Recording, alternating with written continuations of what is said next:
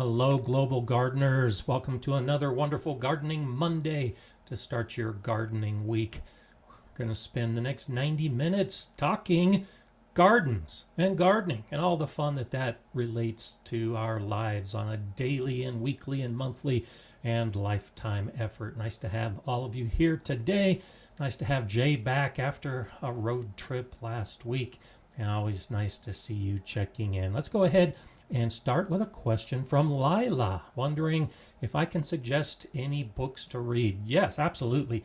If you look in the description below, and this holds true on most of my recent videos, I actually have a link to a lot of my favorite books. You don't have to buy the books on that particular site, but it is a good list of some of the books I recommend. And I have some videos where I actually do some book reviews, and I'll be doing more of those in the future. So check that out because the list is just too long to go over right now.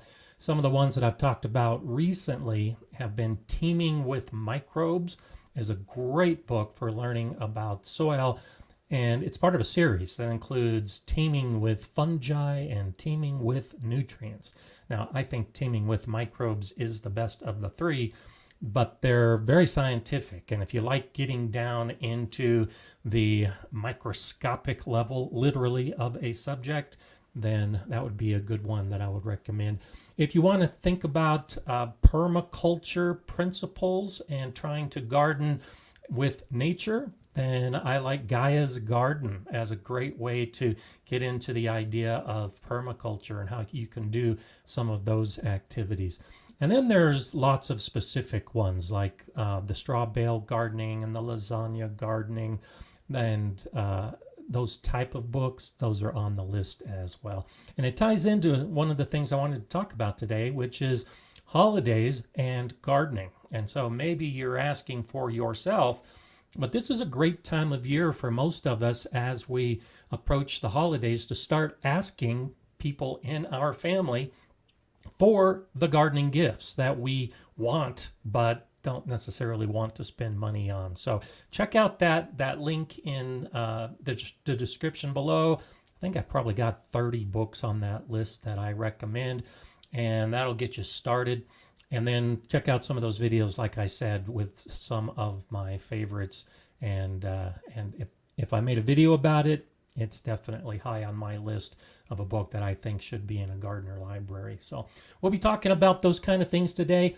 I ask you right now, if you would, go ahead and offer some of your suggestions to Lila. What books do you have in your gardening library?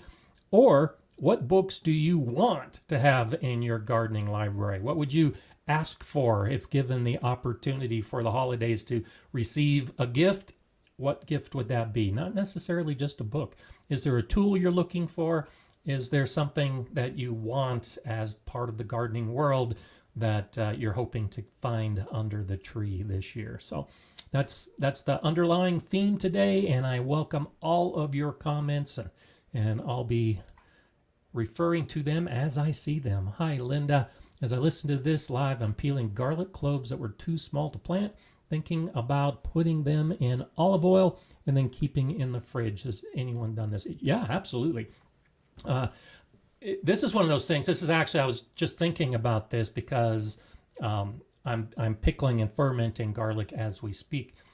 The idea of putting garlic in vinegar to pickle it, or to put it in oil, you do need to have it in your refrigerator. If you have garlic and oil out at room temperature, you can actually run into some health issues as some of the bacteria sets in, and that's not always a good thing. But keeping in the refrigerator is good. But after you use the garlic, you can actually use the oil. And I've done that before as well, with peppers as well, with hot peppers. Is put them in a nice olive oil. That's typically what I use, but you can use any type of oil. And neutral oil really brings out the flavor of the garlic. And so you can take those garlic cloves out and use them. And then in cooking, go ahead and use the oil because that oil is infused with the garlic flavor. And so, yeah, great great way to preserve that little bit of harvest and keep reusing it for months. And you can reuse the oil as long as you keep it refrigerated. You can use that oil in making salad dressings. I've done that before too. In fact, I've actually used garlic infused olive oil and cayenne pepper infused vinegar to make a vinaigrette with that vinegar and that oil. Really subtle garlic and pepper flavors, but really nice on a salad. So thanks for asking that, because that's one of those things that always looking for new ideas of what we have in our garden and how to use it, and that's some really easy ways to do it. Vivian's asking, would really love a good edible and medicinal plants guide. Are there any suggestions for these type of books? So I don't think I have personally any books on medicinal gardening, but I do have a book I'm trying to remember on edible medicinal plants, and check that link in the description, because I'm not sure if I included that or not. But if any of you have a good suggestion for Vivian, by all means add it to the comments. Appreciate that. Lauraful saying, eat the growing garlic plants as green garlic. Yeah, when I whole year and a half ago now, approaching 2 years, when I was working with my buddy Jason in the farmer's market each week, that's what he would do. Now, I plant my garlic at this time of year to bulb and then harvest in June. But what he would do is he would actually start his garlic in spring, and it's essentially like a green onion, and then dig it up and eat it as green garlic and actually sell that at the farmer's market. It has a subtler flavor than the fully mature bulb, but yeah, that's a good suggestion. A really easy way to enjoy garlic all year round, basically, as long as you can grow it in the spring, and you can grow it in the fall as well. And then in the winter, you can actually grow it in the greenhouse. As long as you don't, or you're not looking for the big bulbs, but you're just looking for that garlic flavor, you can plant cloves and eat them while the plants are still young, and it's actually pretty tasty. Really nice way to do it. Let's see, Linda's saying, do you keep the little cloves whole in the oil? Yeah, that's what I do. If you cut the cloves, you will you'll tend to add a little bit harsher flavor. The alkaloids, or I forget exactly what it's called, but those little chemicals in the garlic that are in the cells, and when you cut it, it releases that, and so it can add a little bit of harshness to the oil if you cut it.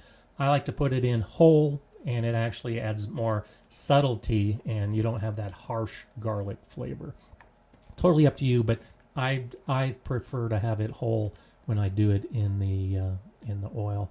So nice to see. There's Masabi Gal checking in from Minnesota. Always nice to have you here.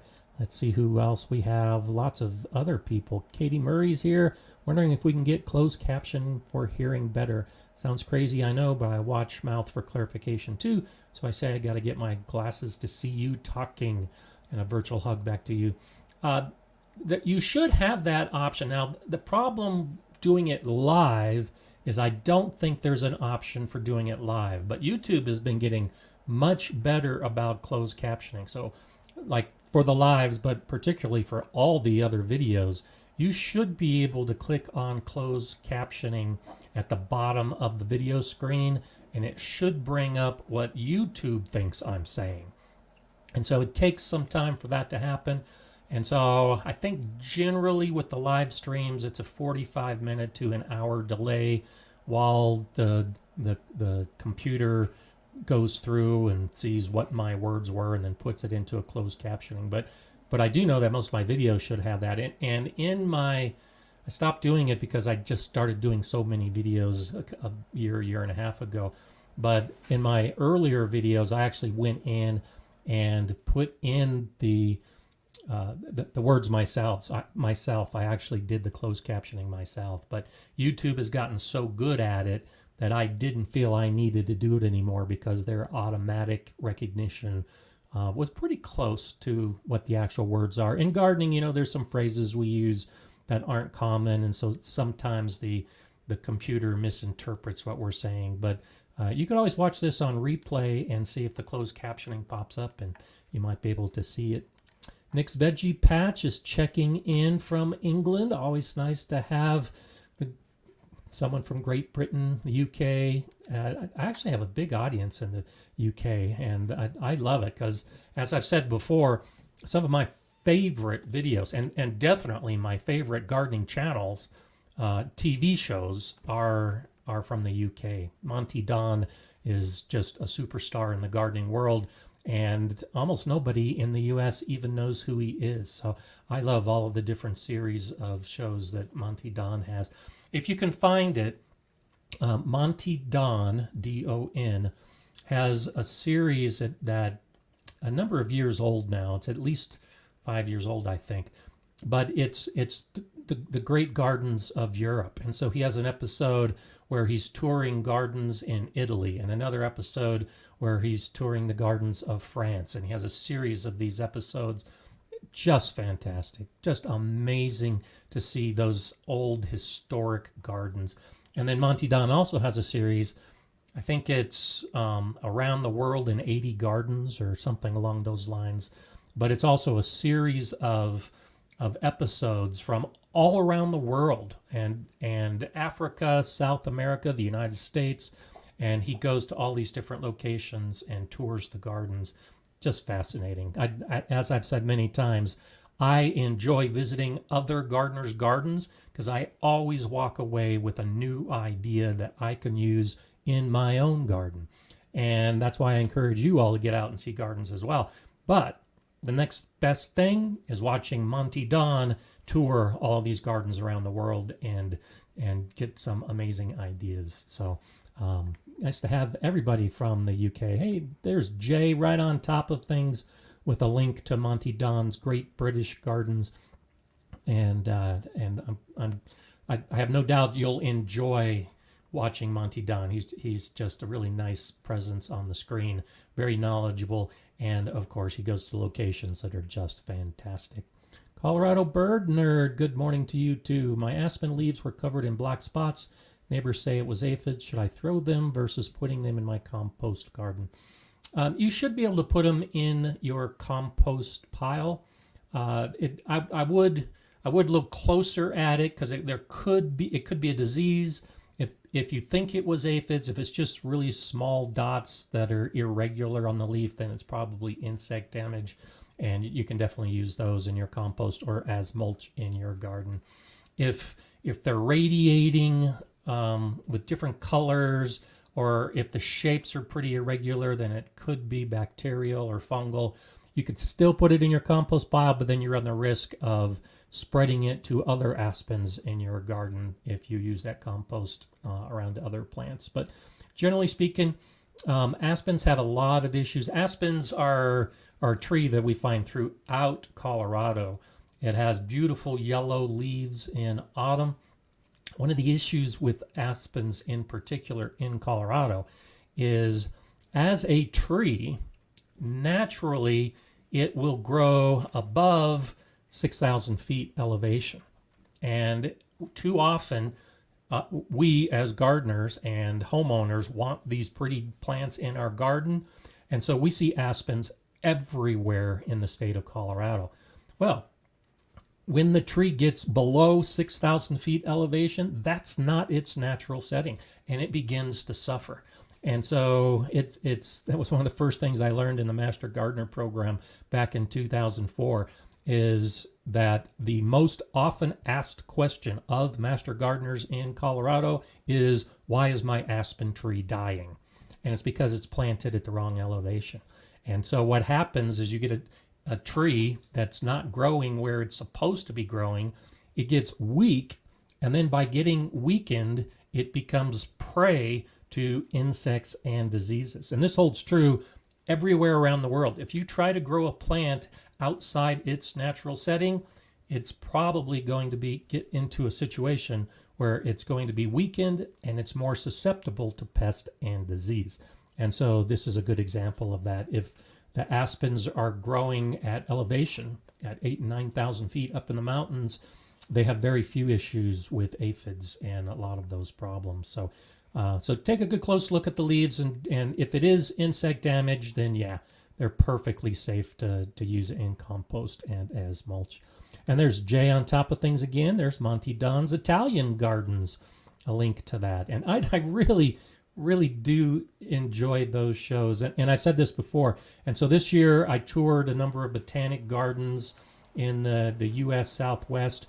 And I did that because years ago I was motivated by Monty Don and his touring around, and I want to do the same thing because I can learn so much from watching his episode. I know I can learn from actually being at some of these gardens. So that's great. Detective Mike Vernado, good to see you back, and a member of the Gardener Scott community.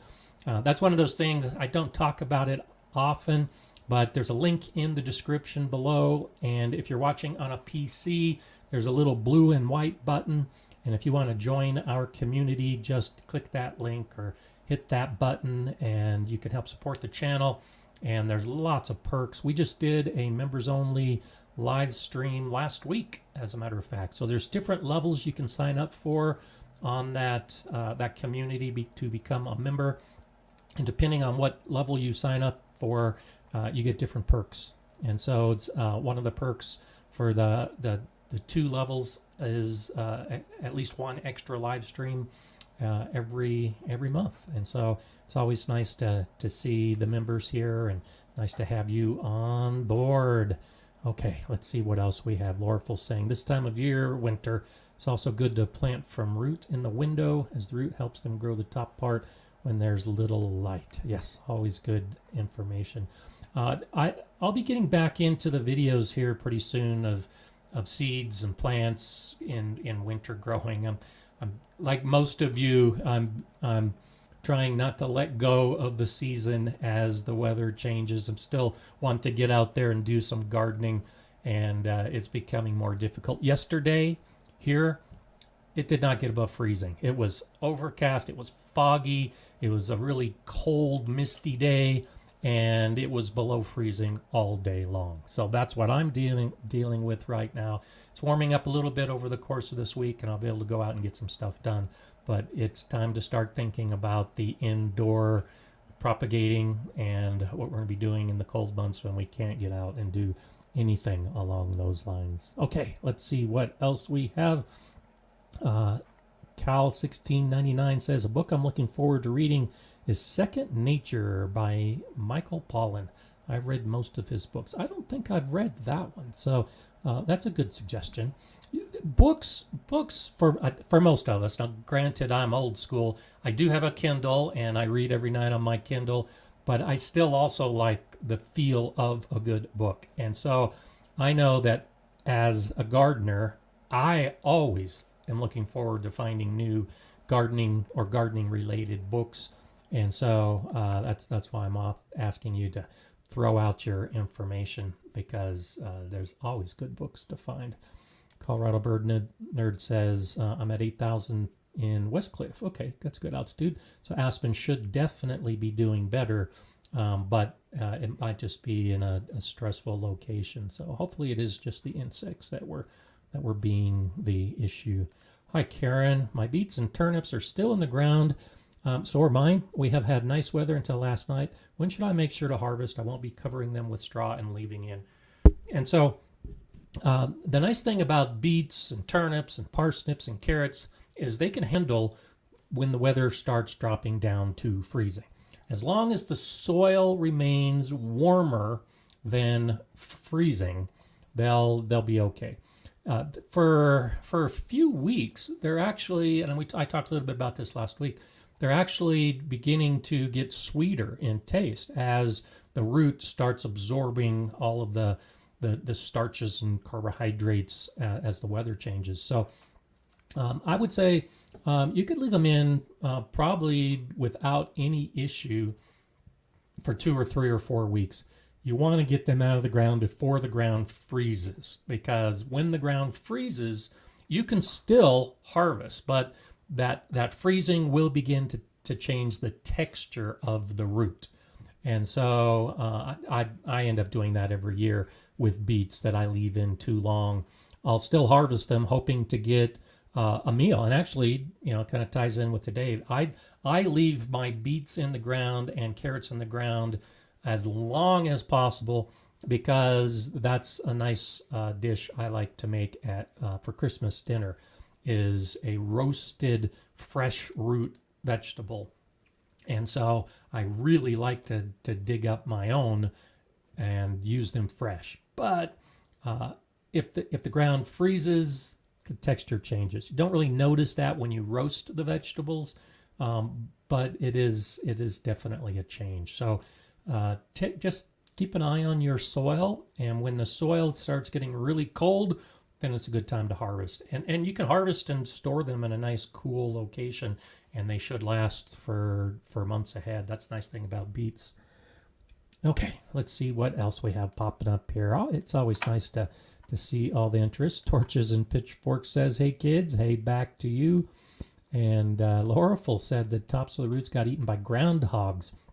That's one issue that I have not had and will not have. We don't have the groundhogs here in Colorado, but you raise a good point. You can still harvest the roots even after the top has been harvested. And actually you could do that with the beets, for instance. The beet leaves are delicious to eat. And so you can harvest the beet leaves. They won't be damaged until it gets really cold out, and leave the root in the ground. So harvest the greens before they get zapped by a hard freeze, and leave the root in the ground, and then harvest the root after that. It's a great place to actually store the root while you're waiting to use it. Masabi Gal says, my new garden chipper shredder's coming tomorrow. Awesome. Looking forward to cleaning up the rest of the garden, composting, mulching with the chopped up stuff. That's awesome. A chipper shredder was actually one of the first major tools I invested in years and years ago. Now, mine actually has a damaged blade that I haven't repaired in a couple years, and I really need to get on it so I can use it again. But that's one of those really nice tools to have in your garden, and probably an ideal gift to ask for the holidays, because they tend to be more expensive than some of us like to spend. But if you've got a family member that's willing to buy it for you, definitely go for it. I think that's a nice gift to find under the tree. Lil Max says, once you cut off about half an inch from the top of carrot and beets where the greens were, they'll keep all winter, no fungus, no wilting. There you go. Exactly my point. And now you can leave the beets and the carrots and everything else in the ground all winter long. They'll sprout in the spring, and that's how you get the flowers and seeds from those plants, is to leave them in the ground winter and let them grow the next year, and they'll send up their flower stalks. But yeah, that's a great way to actually store them if you don't have a good spot to try to keep them cool and warm. Let's see what else we can find here. Mage Grey Wolf saying, maybe if I could find a variety of radish that wasn't so radishy. And so the French breakfast radish, I find, is not as radishy as a cherry bell radish. A lot of it has to do with water. If you keep your radishes really well watered, that'll help keep down on some of that harsh radish flavor as well. So I think I have a hair on my face, and it's really itchy. So sorry about that. Let's see if we got that off. And so radishes are another one of those plants here in the fall. As the weather's changing, if you haven't gotten the really hard freezes yet, put some hoops and plastic over your beds, and you might still be able to grow some radishes and some beets. And the beets may not get big bulbous roots, but you should get some greens. And even the small greens, the radish greens, eat them small in a salad, and that's a great way to extend your growing season at the end of the year. So let's see what else we have. It's confusion by Cal1699 on root veggies. That's funny. Okay, so another thing I wanted to just throw out at you with the holiday thoughts is, and you'll begin seeing things about this on the news and in your feed, is the idea of poisonous plants. And so I know with my new dog, Mala, She eats everything. And so she's in the habit of finding the tomatoes that fell on the ground or the cucumbers. She's actually been chomping on some jalapenos recently. And so you might have a child even or a pet that is in a habit of just grabbing the fruits and the vegetables from the garden. Well, when they come in the house, they might have that same pattern. And so when you start putting out some of these holiday plants as decoration or as like a Christmas tree, just be aware that you're inviting problems, because if they were used to pulling something off of a plant outside, they're going to pull something off of a plant indoors. There aren't as many poisonous plants as you might be led to believe. Poinsettia really isn't a poisonous plant, but it can cause some distress if eaten. But there are plants like mistletoe and holly that are poisonous, that really can cause some serious health issues, and particularly in small pets, could even kill them. So if you have holly and not the poinsettia, the holly and the mistletoe during the holiday season, make sure they stay high and out of reach of your pets, but especially children. And because we're gardeners, we like seeing plants, we like seeing things growing, and it's just natural that we're going to start bringing some of these things indoors. And every year you start seeing the reports of somebody who was injured or some pet that died because of these plants that are inside. So I just wanted to throw that out as just a brief warning as we start moving into the holiday season, and just to be aware of it. Because Lily is an old dog who doesn't eat things like that. And now that I've got Mala, it's fresh in my mind that I have to basically child-proof my house again, because I've got a young dog and I can hear her behind me. I have no idea what she's chewing on right now, but she's chewing on something that she got in my office. It's probably a ballpoint pen, and ink's going everywhere. Just never know. So you got to keep an eye on your young pets and your children as well. Guan is saying, can't go outside in the garden. Time to bring the garden inside. Going to explore the world of hydroponics this winter. Good for you. That's on my list. I dabbled in hydroponics and aquaponics briefly when I was at the Galileo school. And so hydroponics is where you basically are feeding the plant through the water. And so you're growing plants in water, and then you're using fertilizers and nutrients that are in the water to feed the plants. And great way to grow, great for doing indoors, because it's a very clean system. So it's on my list to start doing sometime in the future. I don't have it on my plan for this winter. I'm glad you're doing it this winter, but maybe next year I'll do it. And then aquaponics is the same basic idea, but now you add fish to the mix. And so the fish in the water and the fish waste helps add nutrients to the water. And that's actually what we were doing in the greenhouse at Galileo. Is we had about a 1,500 gallon tank in the greenhouse as a heat source, and in that tank we had fish, and then in that tank as well we had plants growing. And so it's a nice area. Last week we talked about expanding your knowledge and learning more things, and hydroponics and aquaponics are definitely something, if you have any interest in, look at it this winter, and you might be able to get started in it if you haven't already.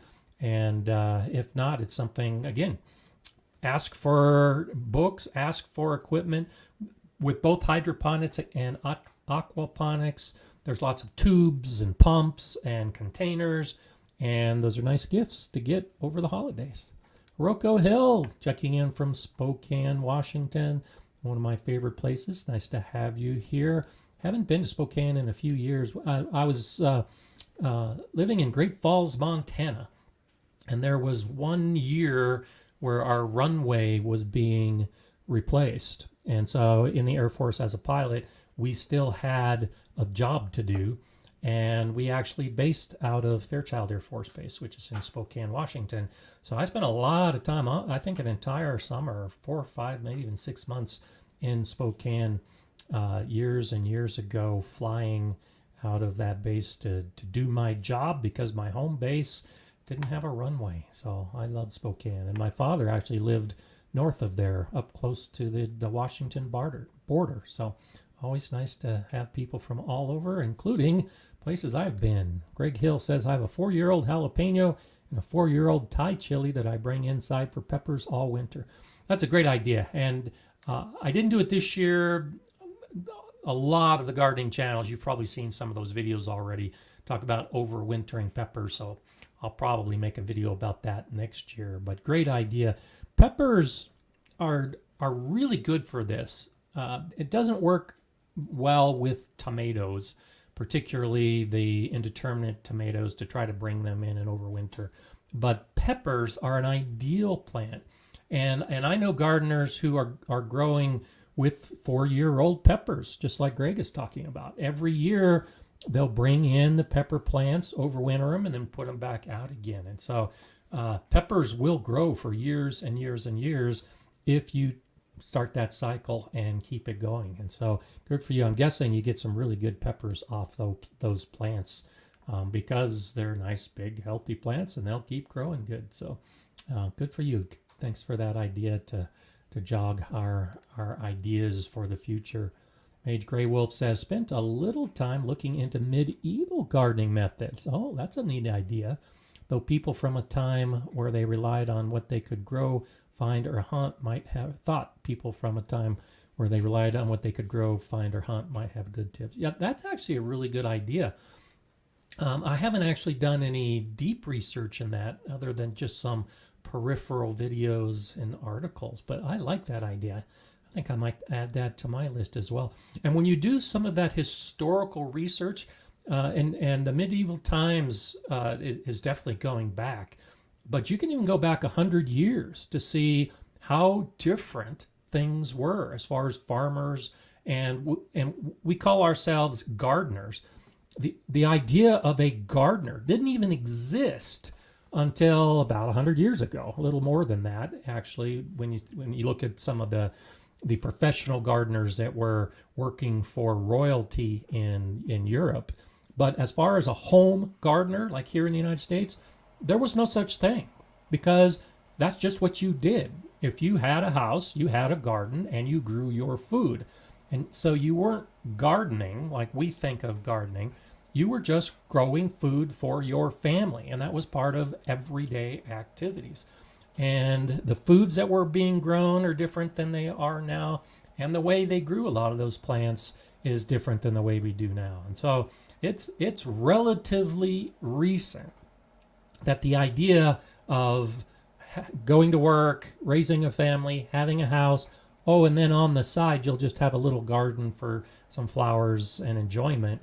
That's kind of a recent invention. So yeah, going back to medieval times and finding out what they did to survive, probably some good information that you can find there. Hi Frank, just bought myself an air fryer, cooked green beans and zucchini last night. Turned out wonderful and healthy with very little oil. Would make a great gift for gardeners. Great suggestion, Frank. I think that's something good. I actually have an air fryer that I got to give as a gift, and then they ended up getting an air fryer from someone else as a gift. So I have one myself that I haven't even opened up yet. So that's a good idea. I should probably go ahead and get mine going so I can enjoy some nice healthy food without a lot of oil. So great gift. You know, we're always looking for ideas of how to use our harvests. We talk about this often as we throw out recipe ideas. But yeah, the way you prepare it is important as well. And my daughter has one of those pressure cooker air fryer combinations, and she has been working with that. I grew the pie pumpkins, the sweet pumpkins this year, and gave her some. And she was actually, I don't think she's done it yet, probably for Thanksgiving. But her plan is to actually do the pumpkins in that. And so you need to cook the pumpkin so that you can use the pulp to make a pumpkin pie. And so think about that, Frank, as an option. for other things that you might have grown or are looking to grow in the future. You can use an air fryer or a pressure cooker as a way to process some of the vegetables that you're growing and that you want to use. So always a good idea. Supralex 1, Gardner Scott 2024. Thanks. I appreciate that encouragement. That's good. Cal 1699 says inspiration is the Appalachian heritage. Everyone grows beans and greens in the yard. Yeah, absolutely. Another one of those things that's just what they did and still do in the Appalachian Mountain region of the United States is to grow your greens. And I have family that 3 generations ago, that's a region that some of my family came from. And that's what my grandmother did. And that is one of those little things that I remember from my childhood is my grandmother going out the door and there's all the beans and the peas and the greens and fresh harvest and bring them in, and pretty much every day for dinner or even other meals, you just harvest the fresh greens from outside your door. So always a good idea. Lil Max says, our family loves eggplant from air fryer. No oil at all. Cook till it's soft inside, scrape inside, and sprinkle with favorite sauce. I like that. And I've got some eggplant that I harvested that I've been looking for new ways to try. So, yep, definitely have to open my air fryer, and I think eggplant may be one of the first things I try. So thank you for that suggestion. Shampoo 7 says the air fryer works great to toast the outside of whole peppers, no oil needed, but works so well to make roasted peppers. Another great idea. I like that. We just passed the season, but here in Colorado, down where Frank lives in Pueblo, they have a big chili festival every year, and just walking by the vendors who are roasting the peppers is such a wonderful aroma and such enjoyable. And so just about every year I'll do that. This year I didn't do it because I grew so many of my own peppers, but I'd usually just roast in a skillet. But I like that idea of the air fryer as well. So see all the stuff that you can learn from other gardeners. It's not always the plants. You got to use the plants somehow. So it's a good way to do it. Hello, Karen Colson. Nice to see you here. And 30's asking if you ever grown cannabis. I answered this a couple weeks ago. And once it became legal in the state of Colorado, I did. I'm a gardener. I try everything. If there's a plant I haven't grown, then I grow it. And so there are very few plants on my list that I haven't grown. It's not something that I'm growing actively right now, but it's a great, as I said a couple weeks ago, it's a great plant to grow, to learn how to grow other plants, because it requires very specific conditions: moisture levels, humidity levels, heat levels, soil, light, all of those things. It's one of those plants that's pretty picky, pretty finicky if you don't get things right. And so by growing a plant like that, you can really improve your overall gardening. Orchids is another thing. I have not grown more than just a couple orchids, but the same kind of thing. I had a neighbor years ago who built a greenhouse, an underground greenhouse. It was buried in the ground for his orchids. And I just learned some amazing things from him with the intensity of gardening that's required to be successful with orchid growing. Again, lighting, humidity, the nutrient levels, the varieties. And so that's another arena that you can move into, is choose a plant like one of those two, and assuming that it's legal, and start growing it, finding out how to grow it, because it's going to take some research. And then it should be, if you can get those kind of plants to be successful, and it's a piece of cake to grow beets and carrots and tomatoes and peppers and corn and everything else. So that's one of the ways I like to approach gardening is to try the hard stuff. And if you can have even just a little bit of success with the hard stuff, then everything else actually becomes easy. And so add that to your garden planning for next year. Choose something hard, something that you really don't expect is going to grow, and hopefully you'll learn something from it in the process. Even if it doesn't grow, just by going through that process, you're definitely going to learn some stuff. Hi, Pat. Nice to see you back here on Monday.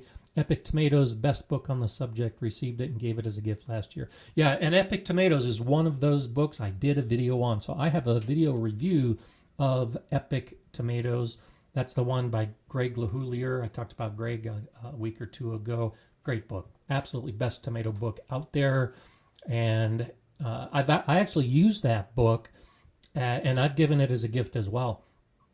I use that book as a kind of a wish list. And so I haven't grown a lot, but as I'm looking for new tomato varieties to grow, I pull out my Epic Tomatoes book and try to choose some of the varieties from that book. And so that's how I discovered Kellogg's breakfast tomato, for instance.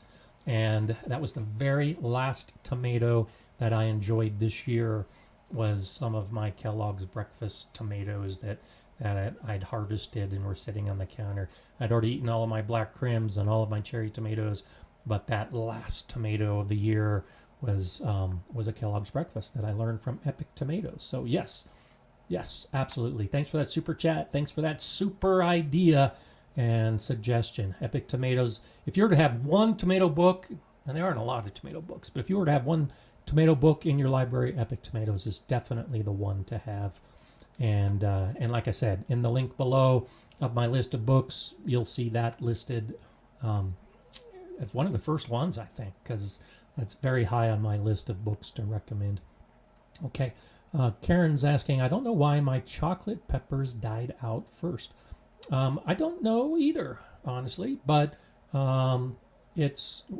take a look at the soil, take a look at the location, and almost always, if you have one type of plant that dies or suffers before others, it's soil related, and it's often sunlight related. I've had this issue before with some plants where you don't even really notice it until things go wrong, but you can have a row of plants and realize that one of those plants isn't getting as much sun as the rest of those plants, or one of those plants is not getting as much water as the rest of those plants.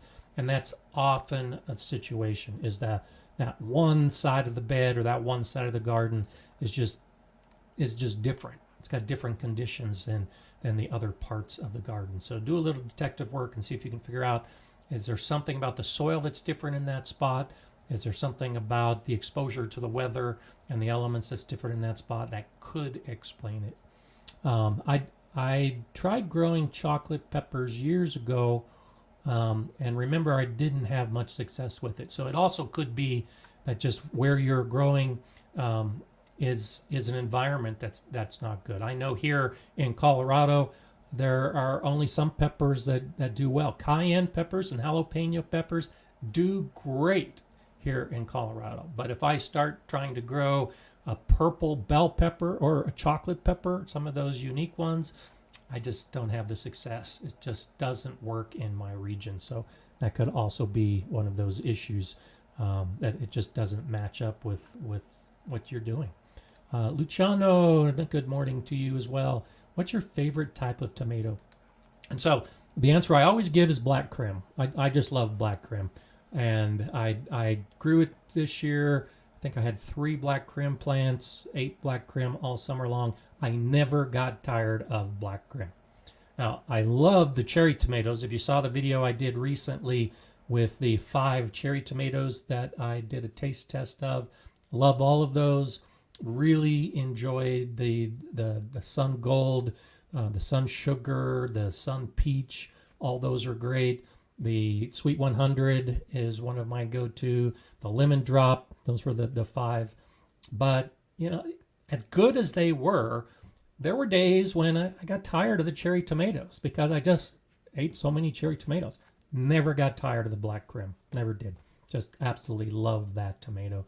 And the Kellogg's breakfast, while I wouldn't necessarily classify it as a favorite, and I wasn't even sure whether I would grow it this year, the few fruits I got off of it, and that's one of the issues, is I don't get a lot of fruit when I grow the Kellogg's breakfast because it's a big tomato and it takes a long time in my region to get to maturity. had a late summer or longer summer this year, so I was able to get some of that fruit, and it was absolutely delicious, absolutely wonderful. But black Krim is still at the top, still the one that if I could only grow one, that would be the one I would grow. Linda likes Mortgage Lifter, and that's one of those that I've tried growing Mortgage Lifter before, and here where I live, Mortgage Lifter just doesn't do well. It just doesn't fit with my environment. But Mortgage Lifter is one of those great heirloom tomatoes. In fact, in the book, Epic Tomatoes, I think he's got 2 pages devoted to Mortgage Lifter and the story behind it. The idea being that back in the 1920s and 1930s in the U.S., there was this gardener, more like a farmer, who was growing tomatoes. And then during the time of the Great Depression, he sold tomato plants. This was a great tomato plant that did really well in his area. He sold the plants and earned enough money to pay off his mortgage. And that's how the name of the tomato comes, Mortgage Lifter. He sold the tomatoes, paid off his mortgage. It's, I forget the exact state. It was like Oklahoma or Tennessee or something like that. And so that environment is different than mine, which is why it doesn't do well in Colorado. But yes, that's another one of those classic varieties that I've heard a lot about. I just honestly have not tasted one off the plant because they just don't do well here. Jay says, tomatoes. I worked on an organic farm with 54 heirloom varieties of tomatoes. My favorite lunch on a hard day was a black Krim crushed in a bun with some greens. That sounds really good. So there you have it. Our expert Jay with 54 varieties to choose from, and black Krim is the favorite. Now, that being said, black Krim, Krim being from the Crimea, which is near Russia, and so it is a Russian variety of tomato that does well in an environment like Colorado, where we have the cooler nights and the hotter days. And so you might not be able to have as much success with a black Krim as I do if you live in the southern United States or even in the UK. But it's definitely worth a try if you can get some seed for it, because as Jay and I say, it's one of those things that is definitely delicious. Llama Llama says, tried black Krim this year and they couldn't take the heat. There you go. Exactly my point. Over 100 for a couple months. Once it cooled down, they grew better, but tasted great. And so matching the variety with your climate can make a big difference. And that's, I'm glad I saw that comment after I had just said that, because that is so true. It like all plants, they'll do better in the best spot for them to grow, the right plant in the right place. And that's holds true with tomatoes as well. Yeah, Frank is right. North Black Sea area, the Crimean Peninsula is where the seed came from, and this is another one of those stories I think that's in Epic Tomatoes. I'm not sure if the plant necessarily originated in the Crimean Peninsula, but that's where the seeds came from when they began growing them in other regions. Lil Max says, my great-grandpa used to grow black Krim. Krim used to be part of the Ukraine. Yeah, that whole part of the world has shifted. And the black Krim goes back decades and decades. So if you're not growing it, Lil Mac, I would say grow it, because I like doing things like that as well, just to remember family members. So if your great-grandfather was growing it, then you need to carry on that tradition. So definitely add it to the list. Okay, let's see what else we have. Yeah, Shandy's saying, if I'd like to email you my address, would love 3 black Krim seeds. And so, yeah, I can't always guarantee what I can and can't do with your requests, but contact me at gardenerscott@gardenerscott.com.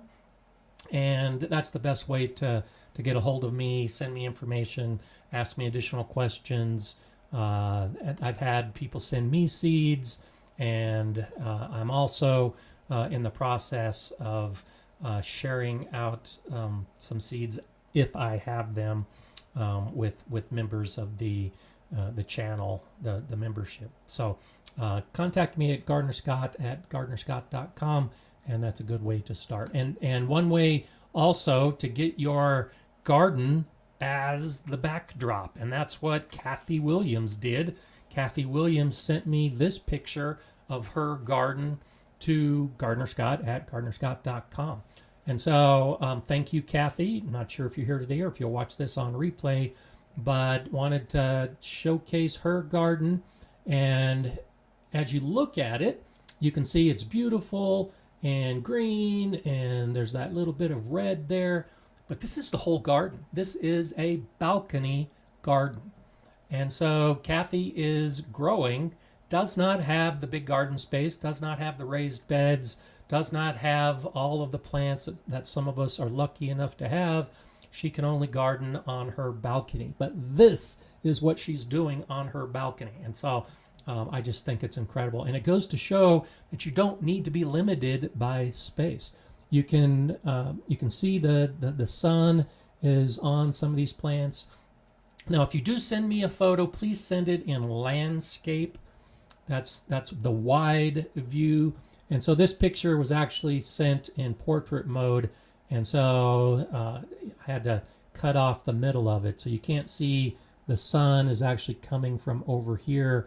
And so it does get a good amount of sun. But even if you only have half day of sun or even mostly shade, there are still plants you can grow on a balcony. My daughter, when she was going through college, had a balcony garden where she grew tomatoes in pots. I think she had 2 or 3 just growing on a little balcony in her apartment. And so it doesn't need to be as big and fancy. It looks like almost every square inch is covered here. But do what you can do, and don't feel like you're limited just because you don't have the big space like some of the rest of us do. And then right here, you can see she has her blue chair. And so imagine that you're sitting in your chair and you're getting that sunlight filtering through your plants. I just think this is a wonderful issue. And, you can have, just like the rest of the garden, you can have your little hardscape, your garden art, even if it is a small space. So I think this is a great example of what you can do if you don't allow yourself to be limited in the gardening. Because I have people all the time ask or comment that they just don't have the space. They live in an apartment and one day they would love to garden. And I say, well, don't wait for one day, do it now. Even if it's just one pot, you're gardening. And then that one pot turns into 3, and those 3 become 10. And before you know it, you have this beautiful garden space just outside your door that you can sit in and enjoy the same garden that the rest of us are enjoying and on a regular basis. So I just think this is really a nice view that she allowed us to share of her garden space. And so hopefully that'll prompt you and maybe motivate you if you do feel that you're a little limited in your space, that you can have a beautiful garden. And, the sky's the limit. If you, depending on where your balcony is or the deck you might have, you can still do trellising. You can still grow tall plants. There's a lot that you can still do in a small space. So always nice to have. Yep, absolutely. A lot of you are talking about how beautiful this picture is. That's nice. Llama says they need a Greenstalk. There you go. Greenstalk is that vertical garden. I have a couple videos on that. And Greenstalk is a great idea. I talked about that in those videos. On a deck or a patio or a balcony, a Greenstalk may be an answer. It's basically stacks of layers of little pots. And depending on the size you get will determine how many you have, but roughly 36 individual planting compartments. And you can grow all kinds of stuff. I grew beans and peas and lettuce and all kinds of herbs. Right now, you'll be seeing this in a video coming up shortly. I have my new Greenstalk. I have 2 of them.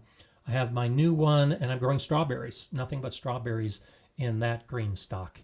And so, great suggestion, Llama Llama. And that's another one of those things. I do have a link in the description below to the Greenstalk. And if you use Gardner Scott as the code at checkout, you'll get $10 off. So that's a great thing to ask for a holiday gift, because they're not cheap, and they run ads or sales all the time.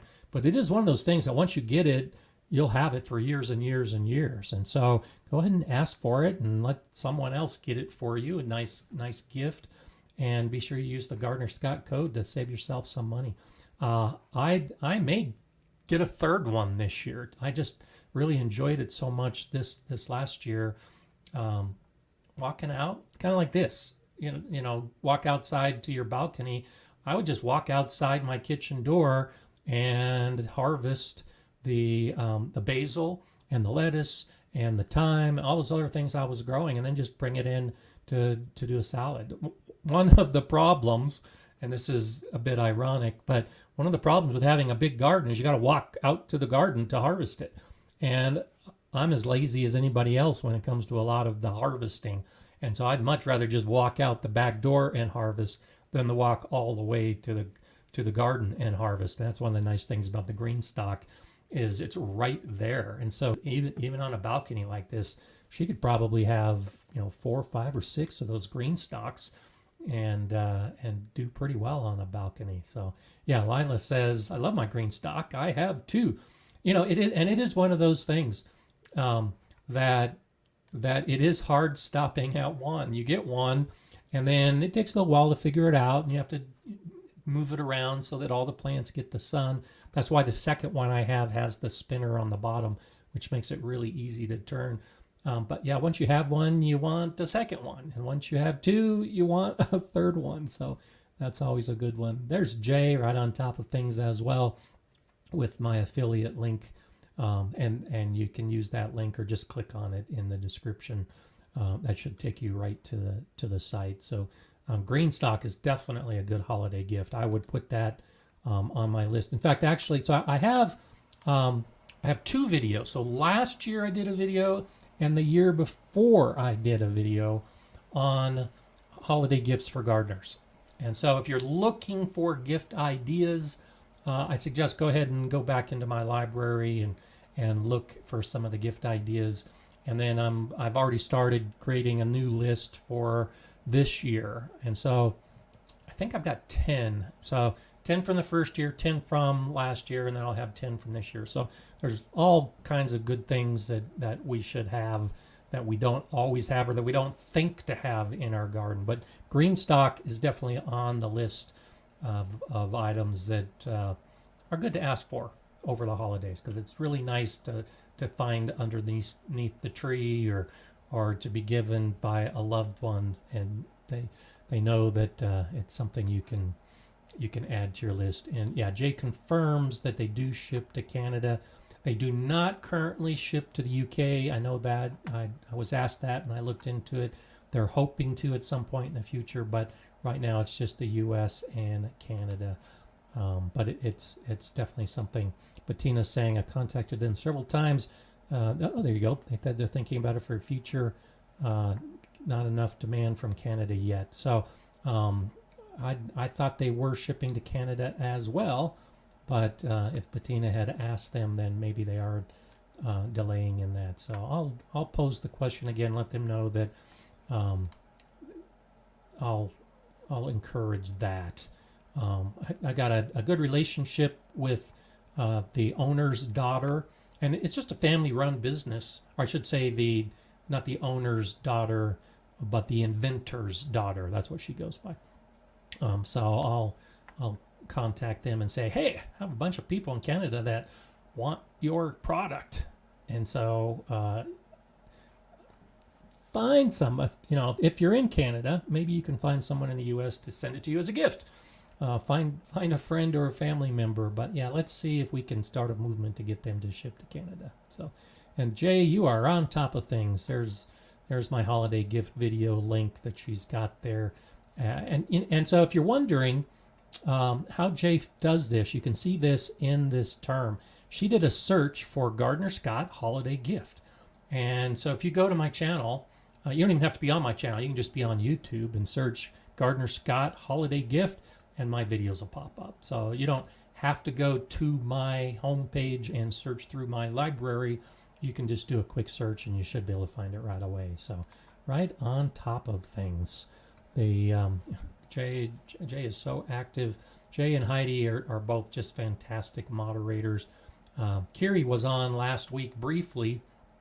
She told me after the fact, but she didn't actually check in. She's my daughter who also helps moderate from time to time. But it's one of those kind of things that the moderators make a difference. And I have great moderators. And so I know those of you that are regular watchers regularly thank the moderators because they do such a wonderful job. And it is a job.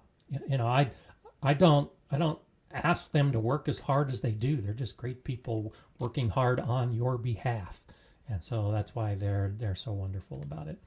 Cal1699 says, I see a lot of seeds sold out online. Is that this year's or next year's seed running out? I don't want to rush into next year's seed purchases. So that's a good point. That's one of those things that's on my list. If you look at the video, seeds are one of those great holiday gifts to give gardeners. And typically, the online companies will begin sending out their catalogs in December. There are some that are a little early in November. There are some that don't ship until January. And so typically, when those new catalogs come out and you're ordering the seed, you're getting next year's seed. So the catalog for 2022, if you get those seeds, it'll be seeds for 2022. Until those catalogs come out, a lot of the companies are selling this year's seeds. And so that's why you're seeing that they're sold out, because they haven't released their new catalog yet.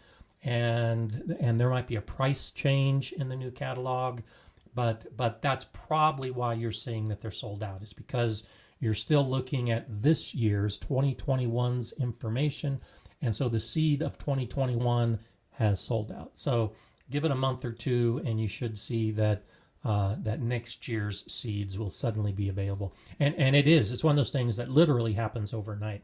Some of the companies that I regularly buy from, there will be a variety that I'm looking for, and so I'll typically do most of my ordering in January, but I do know occasionally I'll look in like May or June and it's sold out, and in November it's sold out, and then suddenly in January it's available. Well, that's because they've shifted to the next year's seeds. And so I wouldn't say don't worry about rushing into next year's seed purchases, because there should still be enough time. But it is, like I talked about last week as well, get on board with where you want to get your seeds from. Start ordering some of these catalogs. Start going online and seeing what's out there, so that as soon as the seeds come available, you can jump right on them and get your orders in. I did not see as many shortages this year as there were last year. I think a lot of the companies have really modified how they're doing things, and so shouldn't have too many issues with things selling out, but it's always nice to be as early as possible. You can order seeds and get seeds and save the seeds until they're ready to plant. If you order plants or bare root trees, they're typically not going to ship until it's time to plant in your area. But you can still order and buy all those plants and trees and then just wait for them to be shipped, and then they arrive and you put them in the ground. That's a good way to get some of those that might sell out. There's a lot of unique varieties of trees and shrubs and fruits, depending on the company, that will sell out pretty quickly. So you do have to jump on it. Things like strawberries and asparagus and garlic, the things that every year gardeners are looking for, and every year they sell out if you don't act too quickly. Okay, let's see what else we have. Linda has a pumpkin seed question. I have a pumpkin that was green. It did not get to ripen before deer took a bite.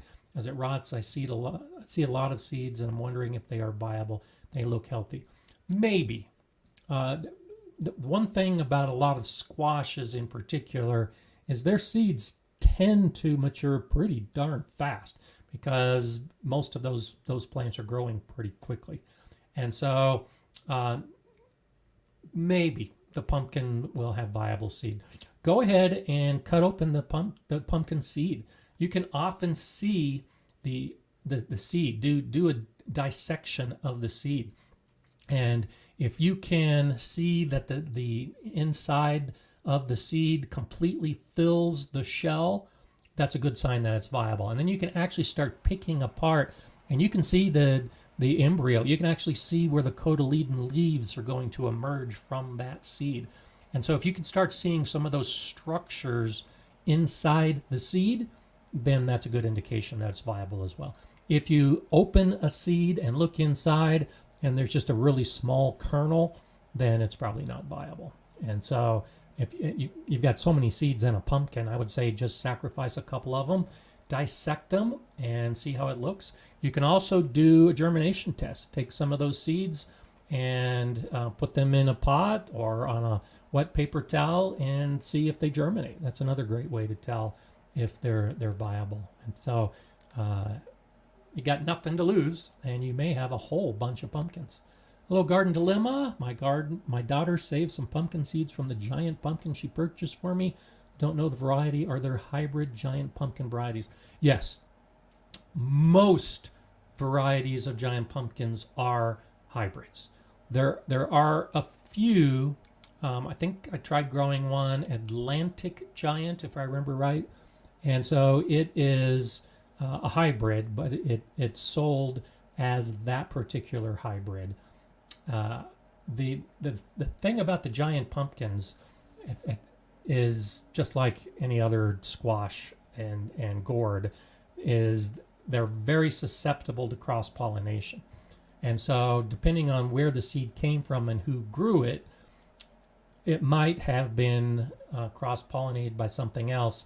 And so there's no guarantee that if it was an heirloom pumpkin, that what you're getting is that heirloom.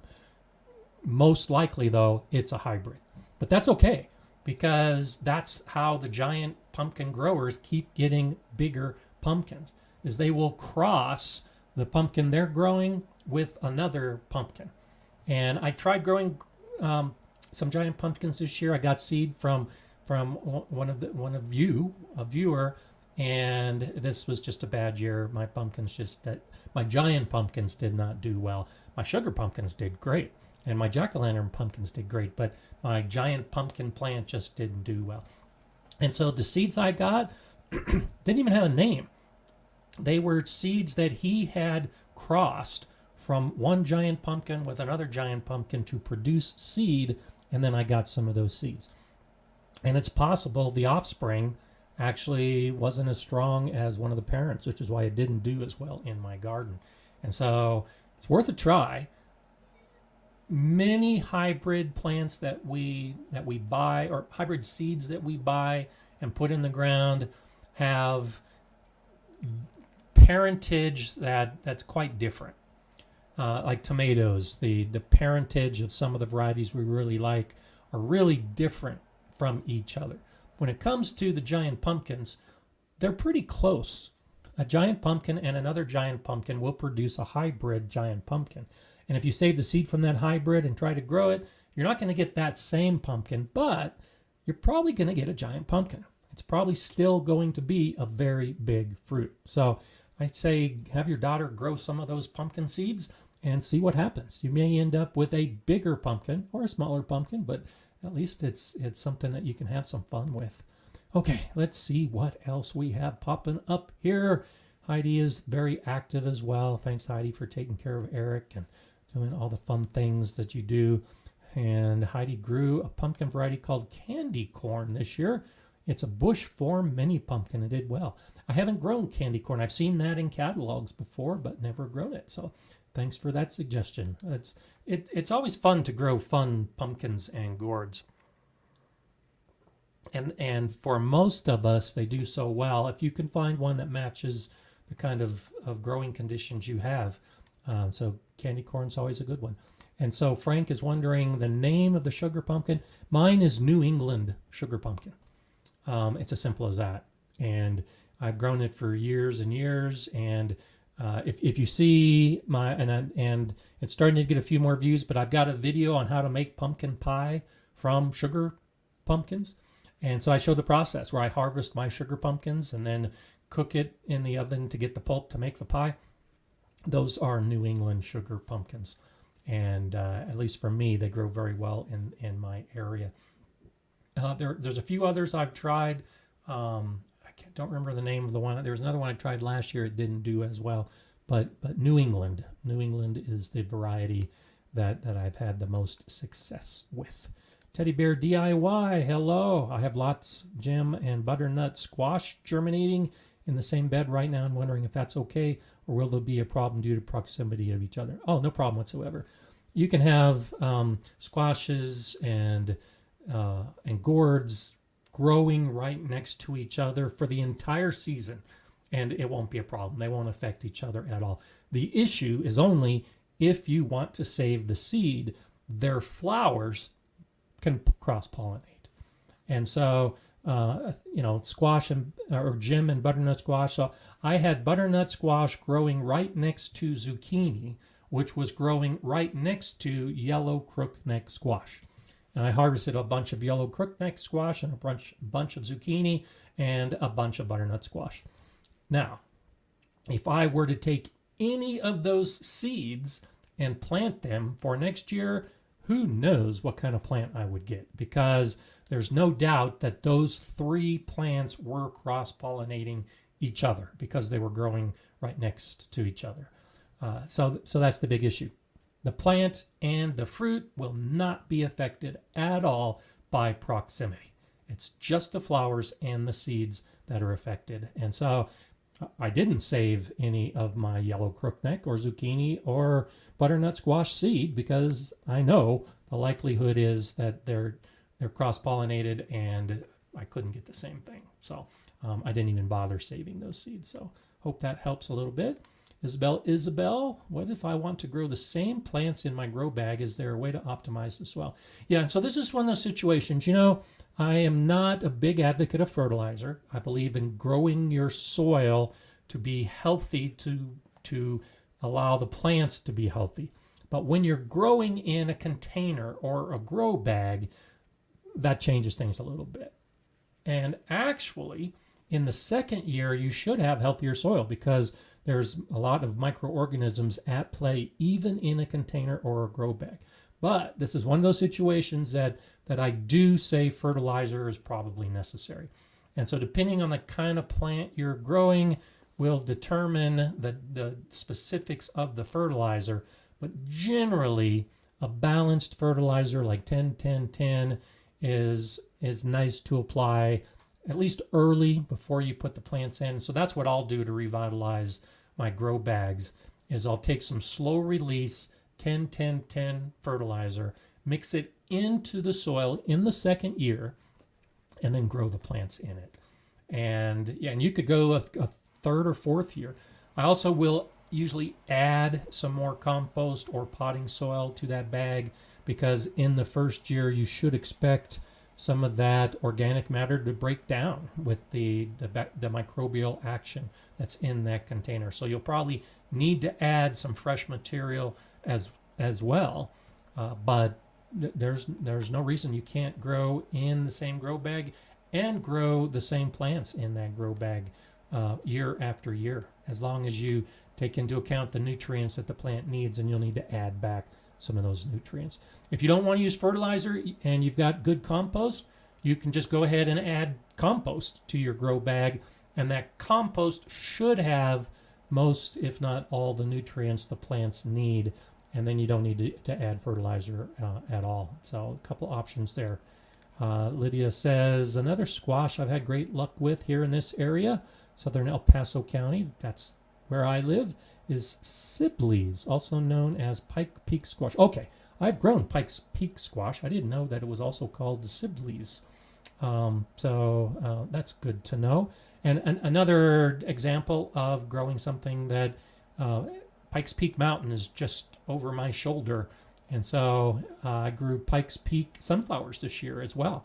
And they did extremely well. And so if you can find a variety that's named for something in your area, chances are that variety is going to do well in your area. So Pikes Peak squash and Pikes Peak sunflowers do well in this area. So thanks for sharing that. That's a good thing to know. Tug says, I've never grown herbs before. Do most herbs grow best in cooler or warmer weather? So I would say most herbs do best in warm weather. And so a lot of the herbs that we use in our cooking are Mediterranean herbs. And so thyme and oregano and basil and sage, those are all herbs that grow in a Mediterranean climate very well.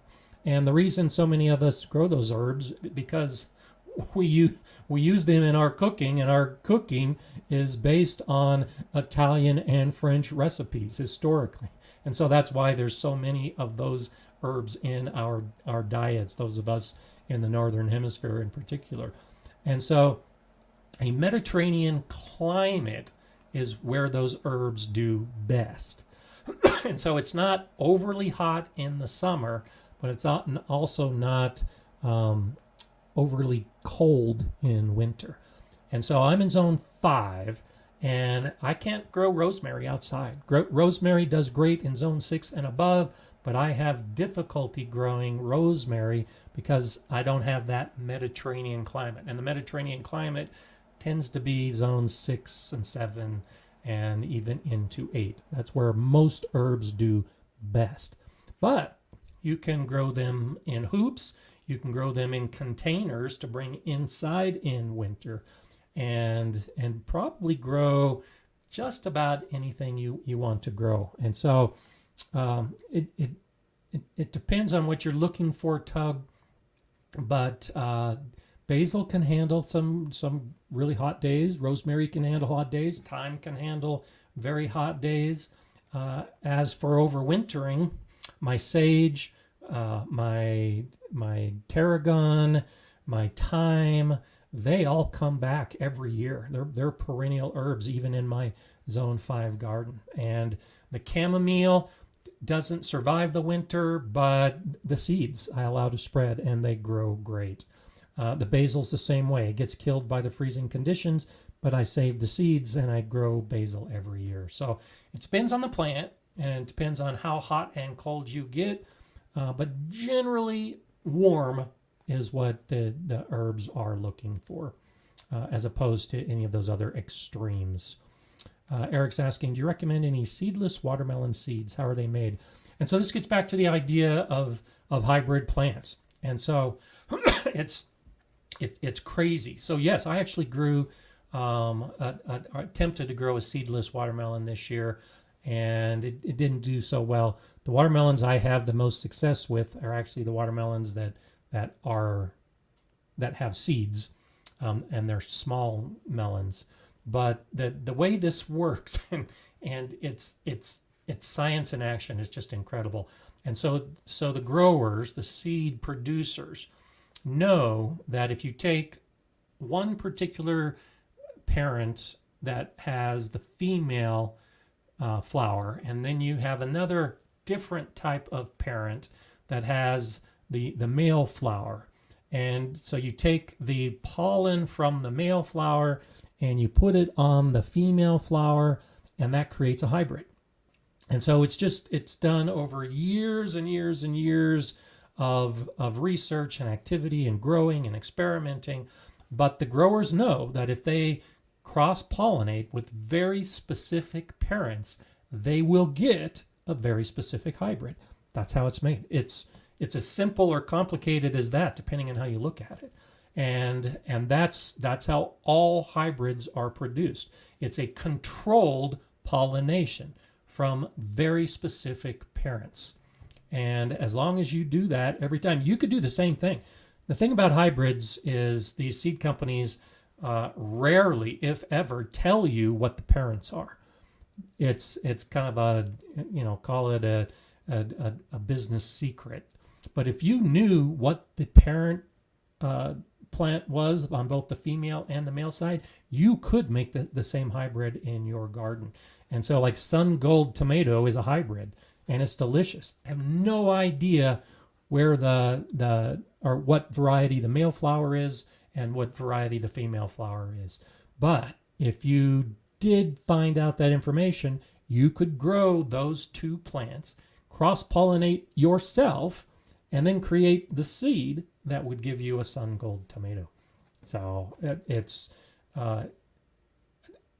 you could try to reverse engineer it over a period of time where you take a hybrid and try to break down the genetics, but most of us aren't willing to do that, and it's something that takes years of effort and research. But seedless watermelon seeds are just like any other hybrid.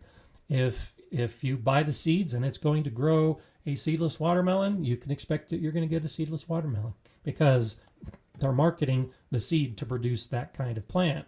And it's just like if you got a hybrid for a tomato or a pepper or anything else. They did all the work to produce the right kind of seed. So take advantage of that and you'll get the kind of fruit that you're looking for.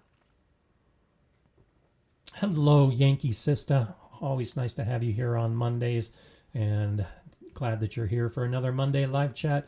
52 degrees and sunny. Hope everyone will have a blessed day and a warm smile back at you. I've said this before, you really are a highlight of my week. So thank you for that super chat. Thank you for that contribution. I hope you have a blessed day and a wonderful week as well. 52 degrees Fahrenheit is 11 degrees Celsius. And so cooling in autumn. I think our warmest day this week is supposed to be about that. It's pretty cold right now. We're gradually warming. We're supposed to get warmer than that over or into the weekend, but we've got snow coming tomorrow, followed by rain as we do have some warm up, which is good because we haven't had rain in weeks and weeks and weeks, and so my garden still needs some water. So hope you have a great week, and I hope that 52 degrees is not too cold for you as we move into the fall. I know it's been an abrupt change to get to these really severe freezing conditions that I'm encountering, but hey, that's what we see this time of year. It's normal and it's not that big a deal. Urban Chicken Mom, I have mushrooms growing in random places in my yard. Should I add them to my compost or directly into my raised beds? Great question. And so I would say either. Mushrooms are a great sign in your garden. I was just watching a video this morning from Dr. Elaine Ingham, and last week I talked about some of these fantastic soil scientists, and Dr. Elaine Ingham is one of them. She's the one that really developed the idea of the soil food web. And what I was watching today was an older video she had done talking about the importance of fungi in the soil. It's not all about bacteria. It's about bacteria and fungi. And so mushrooms are the fruit of the fungi. It's the fruiting body that appears from the surface of the soil. Underneath that is a big network of fungus. And so it's a great sign. Now, the reason that we call it a fruit is because, in essence, the mushrooms have the seeds of the fungus. They're called spores. And so within the mushroom are going to be the spores to grow more fungus, whatever that fungus happens to be. And so by adding them to your compost pile, if you have a hot compost pile, then you might actually be killing some of those spores if you get a really hot pile. And so if you're doing cool compost, you can throw them into your compost. Then when you put the compost into your garden, you're incorporating more of those spores into your soil and you're spreading more of that fungus, which can be a really good thing. Or if you are doing hot composting, which could kill the spores, you can just add them directly to your other beds and do the same thing. As long as those spores are viable, then they'll spread and grow more fungus in your soil, which is a good thing. Your soil should have both bacteria and fungus to be healthy. And if you haven't seen some of Dr. Elaine Ingham's videos, I suggest you look into it because It's just fascinating. She also, the one I was talking about today, or that I was watching today, was also talking about the importance of nematodes. We think in terms of bacteria. We should also be thinking in terms of fungi. Well, we also need to be thinking in terms of nematodes and protozoa, which are in our soil. And so she did experiments with her team years ago where they were growing plants. And in soil where it's only bacteria, the plants die. And in soil where it's only the fungi, the plants die. But when it's soil with bacteria and the supporting nematodes and protozoa, plants did well. If it was fungi in the soil with the appropriate nematodes and protozoa, the plants did well. If it was soil with the bacteria and the fungi and the nematodes and the protozoa, the plants did great. So as long as you can incorporate all of that biology into your soil, your plants will do great. And so I'm glad you asked that question, because I often get asked, what do I do to get rid of mushrooms? And instead, I like your idea. You should be doing all you can to spread the mushrooms so that you have more of that activity growing. So great way to do it. And there's Jay on top of things with the Dr. Elaine Ingham channel. Now, most of the stuff I watch, actually, she's in a lot of other channels around. So there's a lot of places you can find her, but lots of good information from Elaine Ingham. Always nice to see. Okay, let's see. Linda's saying, I wish I could send a photo of the peeled garlic in the jar of olive oil that I've been working on during the live, and I'm thinking about gifts because I have a lot more to go. I wish you could post a photo here as well. I think that's great that you're able to get some work done while listening to all of this. That's awesome. So we'll just use our imagination and think about the wonderful garlic that you have. Lydia's saying, by the way, I went ahead and bought a cubic foot of pre-charged biochar from a company in Montrose. With the charging, they claim is close to a neutral pH. Awesome. And so I love biochar. I've talked about biochar before. I have a biochar video, and it can change the pH. But as with most organic materials, now biochar is not organic, but as with most organic materials that we're adding to our soil, they help to moderate the pH. So you may have an alkaline soil or an acidic soil, but by adding organic materials to your soil, it will buffer it and bring the pH closer to neutral. And so biochar tends to have an alkaline pH and can throw off the soil a little bit, but by charging, by getting that microbial action into the biochar, it can help buffer that pH as well. So good. Hope you have some success with that. So let's go ahead and talk a little bit about the month of November. And so I don't know if you noticed a little bit, I'm a little scruffy on the edges. And today is November 1st, and I want to talk about No Shave November. And I don't know if you've ever participated in this, but this is something I'm participating in this year in particular, which is why I wanted to talk about it. And so the idea behind No Shave November is awareness of cancer, cancer education, cancer research, and everything relating to cancer. Cancer prevention is a big part of No Shave November. And so the idea behind it is that over the month of November, you don't shave, you don't get a haircut, and you take the money that you would have used towards those grooming activities and donate it to cancer prevention or cancer research or cancer education. Now, probably like you, most of us have members of our family that either have had or currently are undergoing treatment for cancer. I know I do. I've had 4 surgeries for skin cancer. None of them serious, but it's an issue that we all encounter in one way or another. And so taking a month out of the year, like November, to bring some awareness to cancer, I think is important. And so I wanted to bring that to your attention today. It's become a news topic most often for the men who start growing beards in November for this cancer awareness. But women can do it too. If you shave your legs, if you go to the hairdresser every month, well, don't do it in the month of November.